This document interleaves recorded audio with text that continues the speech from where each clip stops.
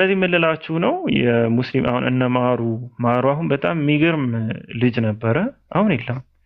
እነ ኢምራን የሉም። በጣም ብዙ ሰዎች የራቁ ወይም የሌሉት በሁለት ነገሮች ምክንያት ነው።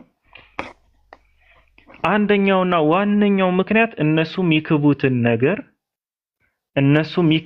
ነገር እነሱ ለማስተካከል የሚሞክሩትን ነገር ሙስሊሙ ሂዶ ስለሚያፈርሰው ነው። ከታች ያለው ሙስሊም ሂዶ ክርስቲያኖች ቤት ገብቶ ያፈርሰዋል። ስንት የገነቡትን ስንት ፋይል ለመስራት ስንት የደከሙበትን ሂዶ ያፈርሰዋል።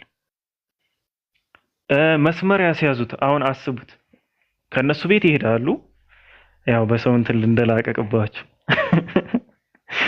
ከነሱ ቤት ይሄዳሉ። የሀብታም ፊት ስላለኝ የሀብታም እንዳለመስላችሁ ብዬ ነውና ከነሱ ቤት ይሄዳሉ። አንዳንድ ንጽጽር ላይ ይሳተፋሉ። ስለ እስልምና ጥያቄ ሲነሳ ምናምን ወይም ደግሞ ጥያቄን ጠይቅ ብለው ትልቅ ነገር ይሰራሉ። ትልቅ ነገር ሰርተው ሲመጡ ግን ወዲያው ገስት ላይ ሌላ ሙስሊም ይተካል። ከዛ እነሱ የነበሩበት አሁን ለምሳሌ ሳላህ የሆነ የክርስቲያኖች ቤት ገብቶ የሆነ ትልቅ ስራ እየሰራ ነው። ወይ ምላሽ እየሰጠ ነው፣ ወይ ዲባንክ እያደረገ ነው፣ ወይ ዲቤት እያደረገ ነው። በቃ የሚገርም ስራ ሰርቶ እሱ ልክ ሲወርድ ወይም ሲያስወርዱት ምንም የማያውቅ ሙስሊም ይገባል፣ ተከትሎ በቃ ይገባል።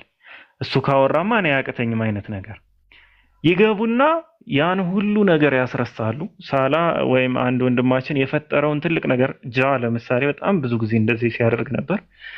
ሂዶ በቃ የሚገርም ፖይንት አስይዞ ምናምን አስቆጥሮ አይ እሱ ካደረገማ እኔ አያቅተኝም በሚል ሌላ ሰው ደግሞ ይገባል።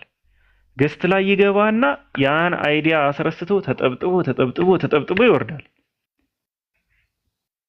ከዛ ይሄ እነ ሳላ እነ ኢምራን የፈጠሩት ዳሜጅ ሳይሆን የሚታየው እዚህ ልጅ ላይ የተፈጠረውን ጫና ነው የሚያገኑት።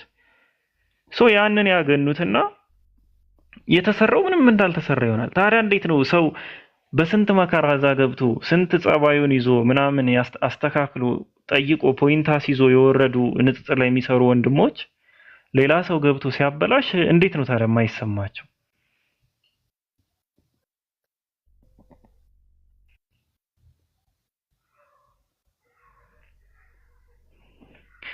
ታላቁ ፒኬ ምን ሆኖ ነው የጠፋው? እኔ አሁን ራሱ በዚህ ሰዓት የምር የሚያስቀልድ ነገር ሆኖ ነው እየቀለዳችሁ ያላችሁት?